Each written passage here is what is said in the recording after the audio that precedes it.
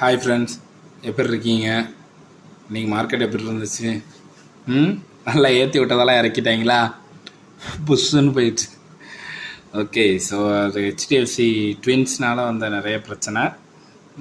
Maximum நிறைய பேர் கேள்விப்பட்டிருப்பீங்க. இன்றைக்கி முழுக்க முழுக்க மார்க்கெட் இவ்வளோ தூரம் டல்லாக இறங்கினது காரணம் ஒரு ஸ்டாக், அதாவது 2 ஸ்டாக்கு மெர்ஜாக போகிற ஒரு ஸ்டாக் ஹெச்டிஎஃப்சி ட்வின்ஸு தான். ஸோ ஓகே, பட் ஆனால் 17,800 வந்து 17,800 17,900 ஸ்ட்ராங் சப்போர்ட் இருக்குது. 18,000 உடைக்காது. ஸோ 2 ஸ்டாக்கு தான் அப்படிங்கிறதுனால, அதாவது 2 ஸ்டாக்கு தான் ஃபுல்லி இறங்குறதுக்கு வெயிட்டேஜ் ஆன காரணத்தினால பெருசாக ஃபால் ஆக வாய்ப்பு இல்லை. ஏன்னா மொரார்லெஸ் எஸ்ஜிஎக்ஸ் நிஃப்டி நம்ம பார்த்தோம்னா, சாரி இது நேரத்தோடது, இந்த பாருங்க 73 பாயிண்ட் ப்ளஸ் ஆகிட்டு. ஸோ அது மீன் இப்போ மணி எத்தனை? 1:22. ஸோ 6ஆம் தேதி டேட்டு மாறி போச்சு. ஸோ 1:22க்கு அதான் ஒரு 70 பாயிண்ட்டு. ஸோ மொரார்லெஸ் 50 பாயிண்ட்னாலும் ஏறிடும்.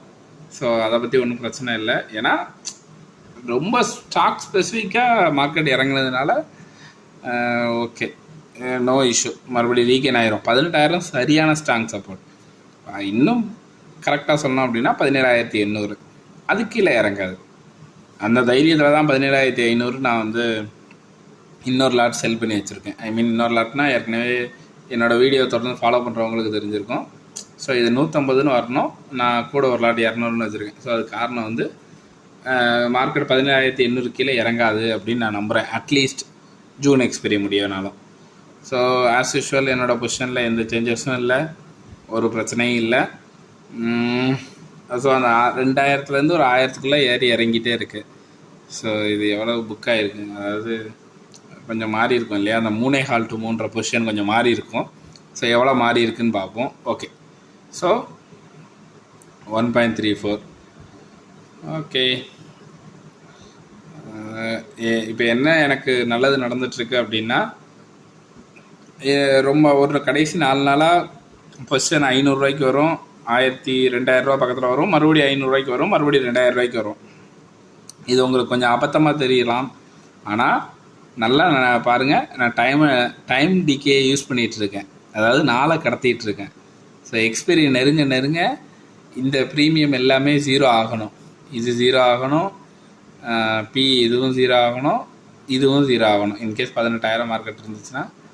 ஸோ பாருங்கள், அதுதான் நம்மளோட ஒரே கான்செப்ட். நம்ம வந்து நாளை கடந்த, அதனால தான் இந்த பொசிஷனை இன்னும் 1,100 ரூபா புக் பண்ணியிருப்பேன். இடையில 2,000 3,000 கூட வந்துச்சு. பட் நம்மளோட இது என்னென்னா, அழகாக மார்க்கெட் மேலே இங்கேயும் ஆசிலேட் ஆகுது. ஒரு ஆப்ஷன் செல்லராக எனக்கு இந்த இது ரொம்ப உகந்தது. ஸோ இப்போவே பாருங்கள், மண்டே வந்து பொசிஷன் வந்து 3,000 ரூபா வரும் அப்படின்னு காட்டியிருக்கு, இன்கேஸ் மார்க்கெட் ஏறினா. ஸோ மார்க்கெட் இங்கே ஓகே, இப்போ வச்சாலும் 3,100. ஏன்னா டைம் டிகே ஆகிட்டுருக்கு, அதுதான் முக்கியம். ஸோ ப்ராபபிலிட்டி ஆஃப் ப்ராஃபிட் 70 தான் இருந்துச்சு. பழைய ஆர்டர் ஏதாவது எடுத்து பார்க்கணுன்னா பார்ப்போம். எதுக்கு நான் இது பண்ணுறேன்னா, என்னோடய பொசிஷனில் எந்த சேஞ்சஸும் இல்லை. ஸோ பழசு வேறு ஏதாவது பேஸ்கெட்டில் போட்டு ட்ரை பண்ணது ஏதாவது பார்க்கணுன்னா பார்ப்போம். இது ஜூலை மந்த் எக்ஸ்பைரியோடது, சேம் ஸ்ட்ராட்டஜி. ஸோ இதுவுமே தலைவன் 3,000 ரூபா ப்ராஃபிட்டில் தான் இருக்கா. அப்போ இங்கே பாருங்கள், ப்ராபபிலிட்டி ஆஃப் ப்ராஃபிட் 94%. ஏன்னா மறுபடியும் இறங்கிட்டு, ஸோ விக்ஸை ஸ்டெபிலைஸ் பண்ணுறதுக்கு தான் மார்க்கெட்டுக்கு ஹைப் ஆகி மறுபடியும் இறங்குது. ஸோ ஜூலை மந்த்து எடுத்திருந்தாலும் லாபம் தான், ஒன்றும் பிரச்சனை இல்லை. இது வந்து செப்டம்பர் வேண்டாம். ஸோ டிசம்பர் மந்த் எடுத்திருந்தோம்னா, சாரி டிசம்பர் மந்த்னா இது டிசம்பருக்கு போட்ட ஸ்டாடில் நல்லா ப்ரீமியம் குறைஞ்சிருக்கேன்.